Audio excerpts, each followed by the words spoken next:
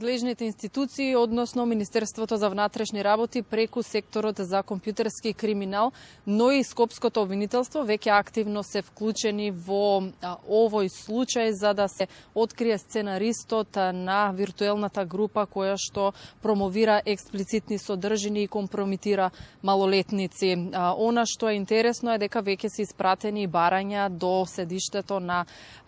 Телеграм во Европското седиште, од кое што се бараат одговори за идентитетите, но и за IP адресите, односно од каде се пуштани овие информации кои што вовлекоа повеќе од 7000 членови преку телефонските броеви на оваа порнографска група која што е наречена јавна соба, иако е веќе избришана, содржините не можат да исчезнат така магично во виртуелниот свет, се префрлуваат и под други имења, односно други називи, но и на други социјални мрежи.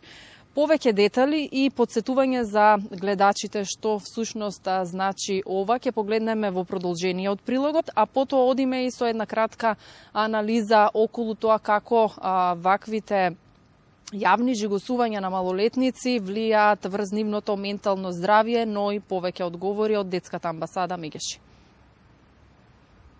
По барањето да се блокира скандалозната група на Телеграм, МВР и обвинителството сега чекаат официјални информации за неговите основачи. Испратено е барање до главното седиште на апликацијата во Европа, за да се открие кој се крие зад креирањето на непристојните содржини со податоци од малолетни девојчиња, велат од Скопското обвинителство за телевизија 24. По известувањето од МВР, основното јавно обвинителство Скопје се обрати до администраторите на Телеграм во Лондон за да се обезбедат информации околу основачите на оваа виртуелна група. Се трага по IP адресите и по нивните идентитети. За сега случајот е отворен поради сомнеж за производство и дистрибуција на детска порнографија, дело за кое е предвидена затворска казна од најмалку 5 години. Групата со вулгарни содржини која се водеше како јавна соба е преполовена по медиумскиот интерес и реакциите во јавноста од околу 7500 членови на 4000 и бројките на учесници се намалуваат постојано. Ова е прв случај на пријава за дистрибуција на лични податоци и порнографски материјали на малолетници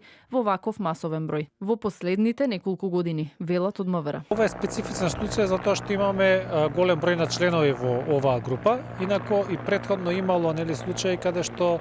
поединечни злоупотреби на лични податоци, односно на фотографии, особено на мрежите Инстаграм и Фејсбук. Ова сега со Телеграм е едно од поретките искуства затоа што Телеграм не е толку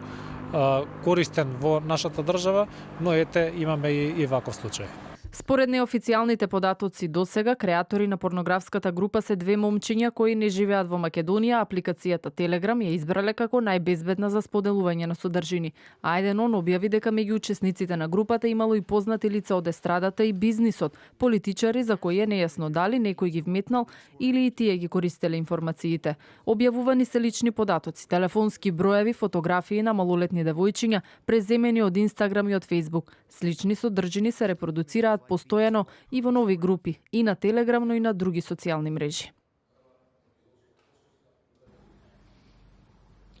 Еден јас и мојата денешна гостинка се наоѓаме во едно, би рекла, како што може и да се види, запуштено детско игралиште. Символично ја избравме оваа локација во строгиот центар на Скопје, во населбата Дебармало, сакајќи да прикажеме дека се почесто, без оглед на временските услови, ваква е сликата по парковите, бидејќи децата, малолетниците се повеќе се фокусирани на социјалните мрежи и во виртуелниот свет, каде што ги демнат можеби многу повеќе опасности или полесен начин за тие да станат жртви. Меѓутоа, како тие можат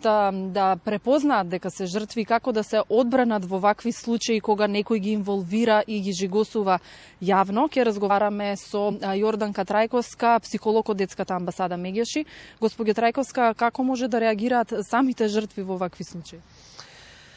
Прво, жртвата може да реагира на различни начини, зависно каков тип на личност е. Во секој случај, секоја злоупотреба, секој насилство предизвикува негативни емоции кај било кого, и кај малолетниците, кои што се уште во процес на формирање, кои што се уште не може да ги контролираат своите емоции, се уште се во процес на изградба на сопствената личност, и можат да бидат од типот на повлекување, затворање во себе си, нанесување, обвинување себе си за нешто што се случило, па дури и до фатални поведенија и последици по сопственото здравје. Некои може да изреагираат кон надвор, гневот да го искажат кон сторителите, враќање мило за драго, или пак може и конструктивно да се реагира, да се пријави случај, да се разговара со родител, со возрасен родител, наставник, кој да е. Детската амбасада ми се чини први го пријавија овој случај до Министерството за внатрешни. Дали на вашата СОС линија имате некаков повик или информација поврзана од некој од жртвите конкретно со ова последниот случај? Точно, значи детската амбасада меѓаш уште во петокот на 24 јануари во тек на една обука со со стручни служби од средните училишта од низ цела Македонија, по пријава на еден од учесниците за тоа што се случува, веднаш беше доставено писмено барање до секторот за компјутерски криминал, во кој што, како и вообичаено, кажуваме за што станува збор, дека сме добиле дојава и дека бараме од нив да превземат соодветни чекори да ни известат. Од тогаш до сега немаме јавување на СОС телефонот, сме имале